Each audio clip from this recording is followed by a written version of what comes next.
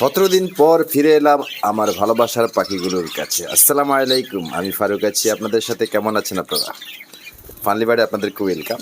তো আমি একটু দেখানোর চেষ্টা করি 17 দিনে পাখিগুলোর কি অবস্থা হয়েছে, খাঁচার কি অবস্থা হয়েছে, ওরা কি অবস্থায় আছে, সব কিছুই শেয়ার করব। তো এইখানে এই বড় খাঁচায় মোটামুটি সবগুলো পাখি ভালো আছে আলহামদুলিল্লাহ। খাঁচার অবস্থা খুব খারাপ করে রেখেছে, দেখতেই পাচ্ছেন। এই যে এইখানে উপরের সেটআপটা একটু দেখাচ্ছি। এটাও একটা আমার রানিং পেয়ার ছিল। এখানে একটা বাচ্চা ছিল, এসে বাচ্চাটাকে নিচে নামিয়ে দিচ্ছি। বাচ্চাটাকে দেখতে পাচ্ছি ওদের মা বাবা মারছে।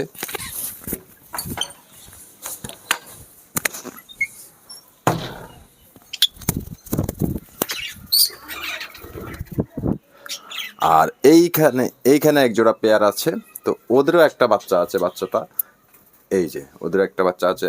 এই যে মোটামুটি বাচ্চাটাও বড় হয়ে গিয়েছে। আরেকটা বাচ্চা ছিল, আনফরচুনেটলি বাচ্চাটি মারা গিয়েছে। আর এই যে দেখেন অবস্থা, মানে কি একটা অবস্থা করেছে পানিগুলোকে, কি একটা অবস্থা, মানে দূষিত হয়ে গিয়েছে। আর এই যে আমার রাগিনী, সবচেয়ে প্রিয় পাখি রাগিনী, ওর অবস্থাটা দেখায় একটু। যাক, বেঁচে আছে সবগুলো পাখি, আমাকে যেটা ভালো লাগার বিষয়। শুধু একটা বাচ্চা, ছোট বাচ্চা যেটা ছিল, ওটা সার্ভাইভ করতে পারে নাই, মোটামুটি বড় হয়েই মারা গিয়েছে। কি কারণে আমি জানি না। আর এই দেখেন পানির কি অবস্থা। এটা আমি বাতের জন্য পানি দিয়ে গেছিলাম। এই যে এখানে খাওয়ার পানিটা ফ্রেশ আছে। এই যে অবস্থা। আর নিচের খাঁচাটা দেখেন কি অবস্থা, মানে অনেকটা নোংরা হয়ে গিয়েছে। যাই হোক, আমাকে এখন অনেক কাজ করতে হবে। 17 দিনের কাজ একদিনে করতে হবে, প্রচুর পরিষ্কার পরিচ্ছন্ন কাজ করতে হবে। আর দেখেন নিচে কত খাবার ফালাইছে, মানে এই হলো অবস্থা আর কি। এখন থেকে ইনশাল্লাহ রেগুলার ভিডিও আপলোড দেওয়ার চেষ্টা করব। আর এই তো দেখতে পাচ্ছেন পাখিগুলোর কি কন্ডিশন। এখানে আমি 20টা পাখি রেখে গিয়েছিলাম, আমার লুল্লু আর টুনি সুদ্ধা। এই যে লুল্লু হলো এখানে।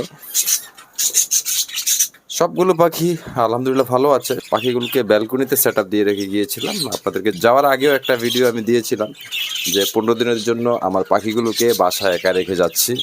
তো এসে এই অবস্থায় আছে আপাতত পাখিগুলো, দেখতেই পাচ্ছেন। সবগুলো পাখি আলহামদুলিল্লাহ ভালো আছে। এর মধ্যে আমার এক ফ্রেন্ড এসে ওদেরকে জাস্ট একটু খাবার দাবার দিয়েছে, এইটুকু। এই প্রত্যেকদিন আসা হয়নি, মাঝে মধ্যে আর কি।